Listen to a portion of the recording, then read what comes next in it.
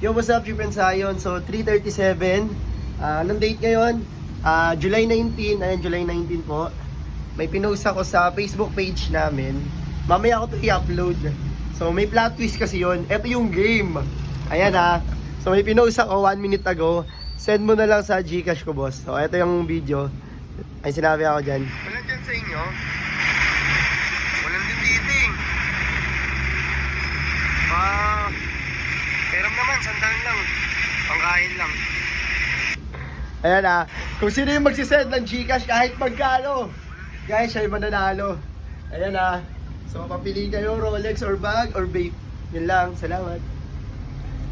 Yo guys, may nanalo na. Ayan si Jaden Pabisaran. Hindi ko alam, babaya i-upload ko to. Tatanungin muna natin kung nakasubscribe ba siya sa page, pati sa YouTube channel natin. Let's go, wait lang. Jaden, hindi sila naniniwala. Gusto nila, sandali send mo. Hindi pwede yun. No? Dapat 100. Nagalit mo ako. Nagalit mo ako, ha? Huwag mo galitin. Tingnan natin kung ano. Guys, may pumasok na 100. At sa live namin kanina, may nagko-comment doon na kung pinangkain ko daw. Guys, men, boss, ikaw yung nanalo ng ating bag. Swerte mo, boss. Thank you. So, hanapin natin mamaya kung subscriber talaga natin siya. Let's go. What's up, Chip and Zion? So guys, may nanalo na sana. Ayan, nag-send siya ng 100.